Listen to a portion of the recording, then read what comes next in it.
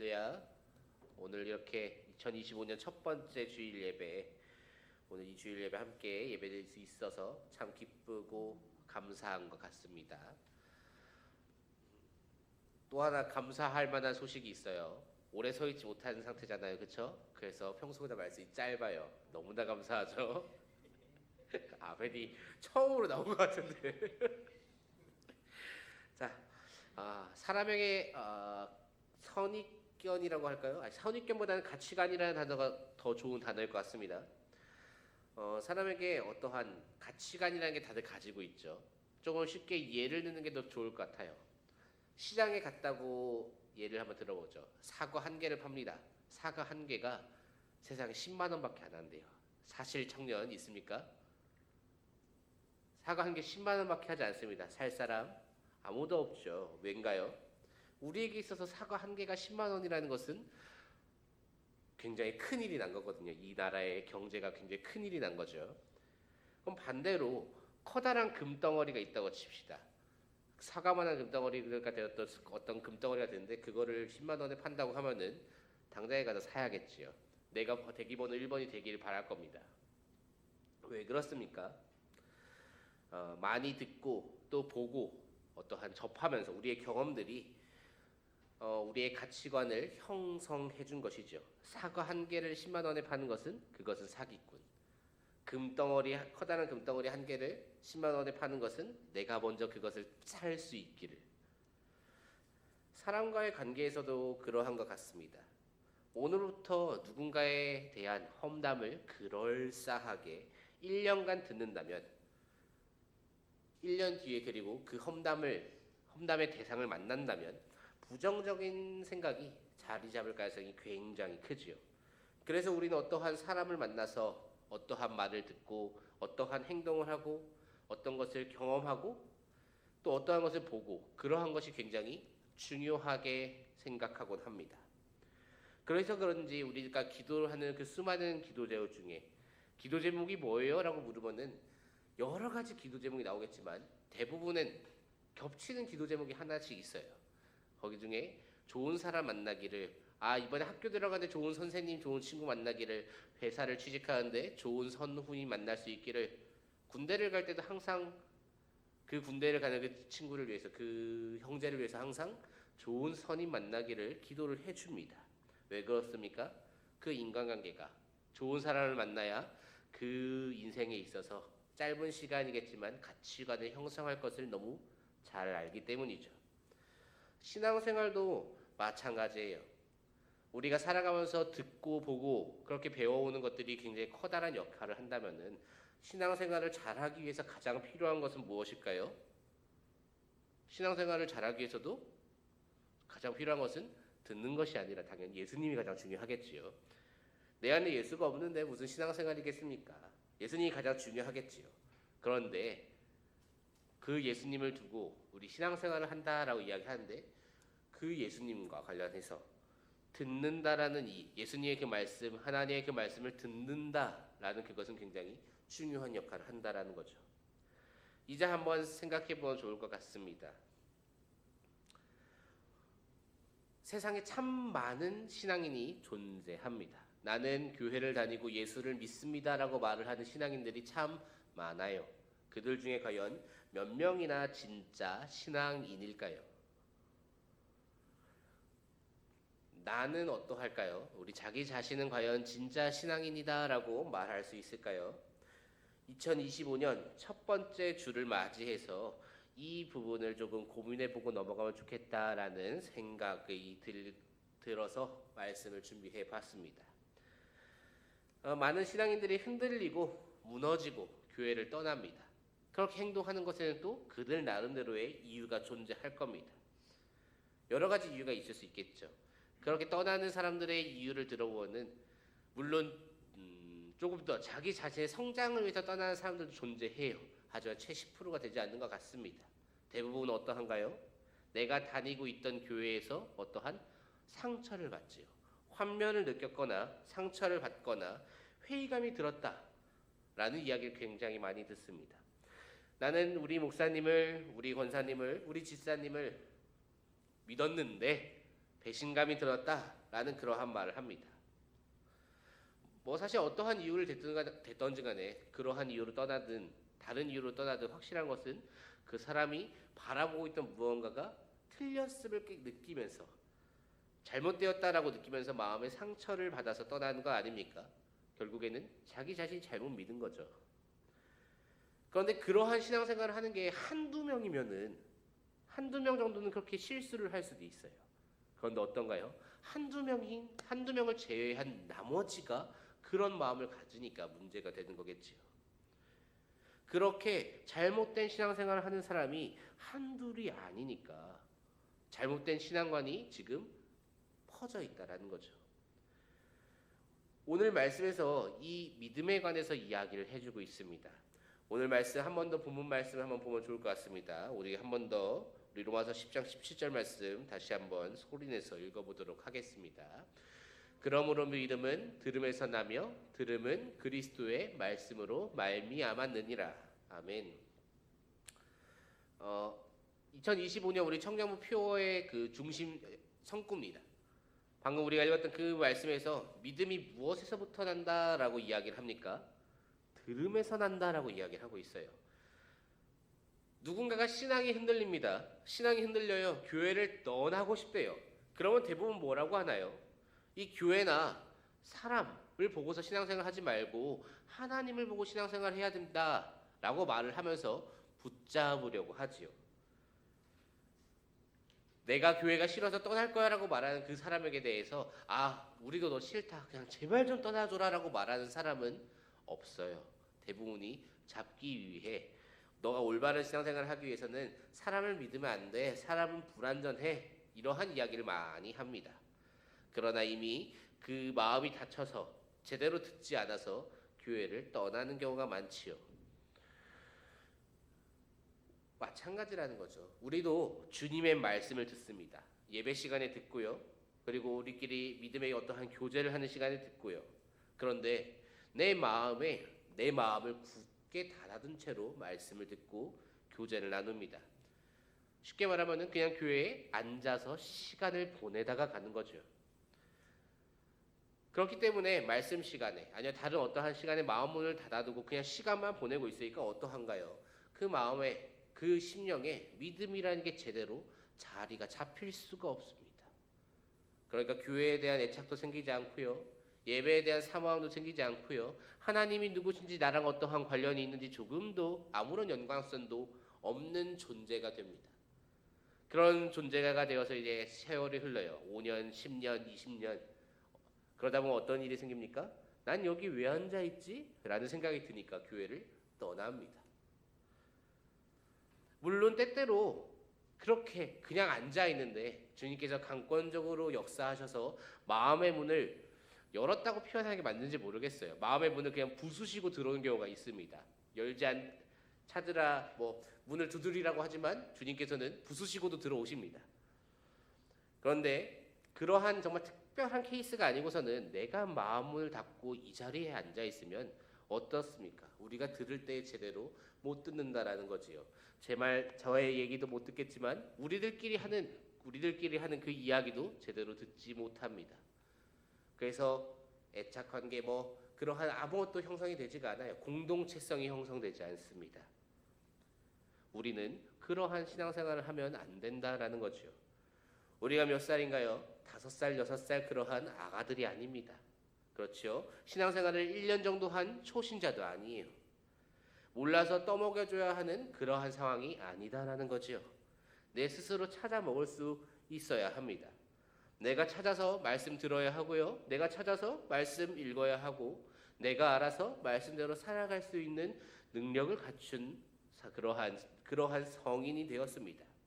그리고 그것이 되어야지만 우리는 그 사람을 두고 저 사람 참 신앙인이다라고 이야기를 하지, 그러지 않는 말씀도 읽지 않고 기도도 하지 않고 찬양도 하지 않으면서 술과 담배를 가까이 하고 그저 세상 유의를 즐기면서 나 교회 다녀 하는 사람에게 신앙인이라고 하지 않아요.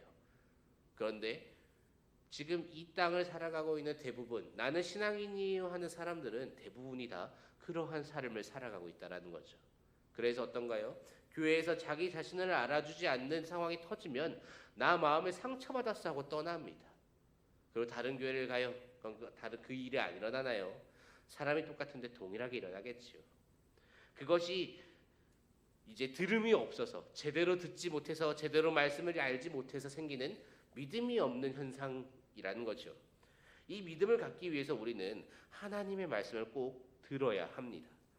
그러면 우리가 하나님의 말씀을 듣지 않았느냐 하는 질문을 먼저 던져볼 필요가 있겠지요. 하나님의 말씀을 들으시는 분 계십니까? 나는 가끔 가다가 하나님께서 내게 말씀하시는 걸 듣는다. 그러면 그 친구는 이비인후과를 가든 어디를 가든 가야 됩니다. 근데 다행히 우리는 그러한 일이 없다고 손을 아무도 안 드는데, 물론 성령께서 일하신다면야 무엇인들 못하겠느냐 하지만 그러한 특이 케이스가 아니고서는 우리는 듣지 못합니다. 그렇지만 우리는 아까 본문 말씀에서 분명하게 읽었습니다. 무엇을 듣는다라고 오늘 본문에 쓰여 있던가요? 그리스도의 말씀을 들어야 된다라고 쓰여져 있었어요. 그리스도의 말씀을 들으면 어떠한 일이 생겨나나요? 오늘 말씀대로라면은 그리스도의 말씀을 들으면 믿음이라는 게 생겨야 합니다. 말씀을 듣다 보면 우리도 실제로 말씀을 계속 듣다 보면은 이거 나를 향한 말씀인가? 라는 생각이 들 때가 있습니다. 그런 날은 유독 설교 말씀에 집중이 돼요. 그리고 저건 나를 향한 하나님의 말씀이구나 하고 감동을 받고 결단을 하고 그렇게 살아갈 때도 있습니다. 그러나 이제 주님께서 만나주셨다라고 고백을 하곤 하지요. 그리스도께서 그렇게 말씀을 통해서 우리를 만나주셨을 때 우리는 나 그때 믿음이 생겼어 라고 말을 합니다. 누구를 향한 믿음인가요? 그리스도를 향한 믿음이겠지요. 그렇다면 한번 더 생각해 봐야 될 것 같아요. 그리스도를 향한 그 믿음이 생기면은 우리는 어떻게 행동을 해야 될 것이냐라는 것이죠. 우리가 예수님을 알기 위해, 하나님을 알기 위해서는 어떻게 해야 할까요? 말씀을 보아야 할 겁니다. 물론 말씀을 듣기만 해도 하나님은 저러한 분이구나 알 수 있겠지만 말씀을 듣는 시간은 한정적이니까 결국에 더 자세히 알고 싶으면 내가 말씀을 찾아서 보아야 합니다. 말씀을 보지 않고서 예수를 안다? 이건 불가능한 일이에요. 그러면 예수를 모르는데 예수를 믿는다라고 말하는 것은 가능합니까? 이 또한 불가능할 겁니다. 즉 나 예수님 믿어라고 말을 하려면 어떻게 해야 된다는 거예요? 예수를 알아야 하니까 말씀을 보아야 한다라는 거죠. 그렇기 때문에 의무적으로 읽어야 하는 것이 이 말씀이다라는 겁니다. 말씀을 읽지 않고는 예수님을 모르기 때문에 말씀을 읽지 않고는 믿음이 생길 수가 없습니다. 나는 말씀을 읽지 않는데 나 믿음이 있는데 라고 생각을 한다면은 한 번 더 생각을 해보아야 한다라는 것이지요. 내가 머릿속에 저장시켜둔, 내가 머릿속에 주입시켜둔 그 기억, 그것을 믿는 것이지 참으로 예수를 믿는다라고 말하기 어렵습니다.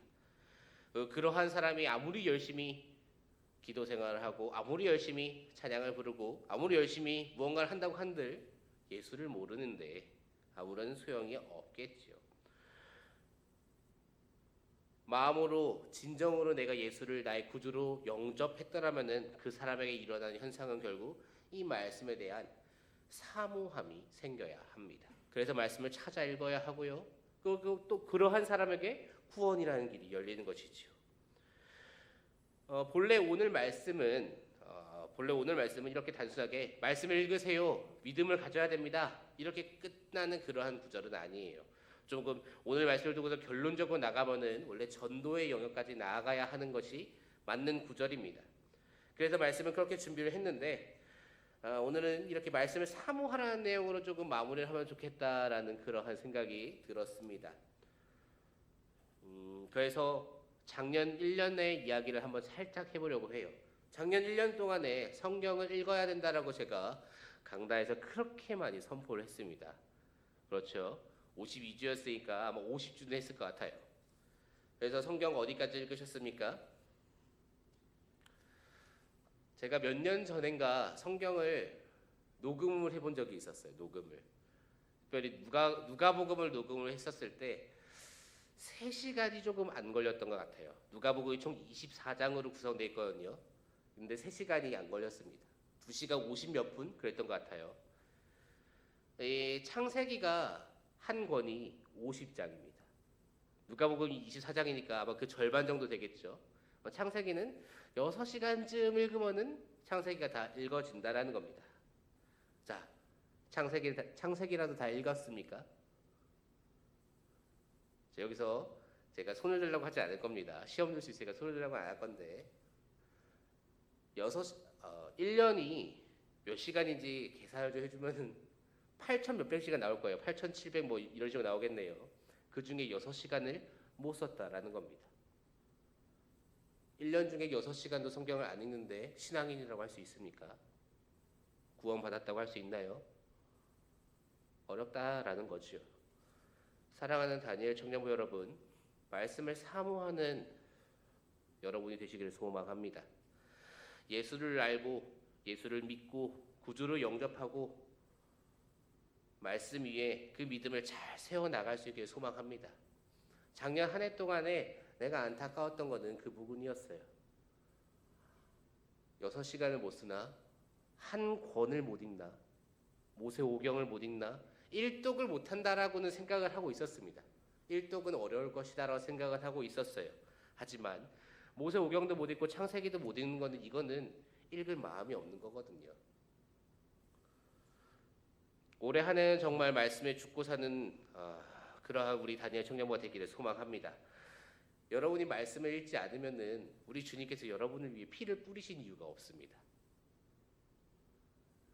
피를 뿌리시고 여러분을 샀는데 여러분이 그 주님을 모르면은 어떻게 여러분과 주님이 무슨 관계가 있다고 말을 할 수 있겠습니까?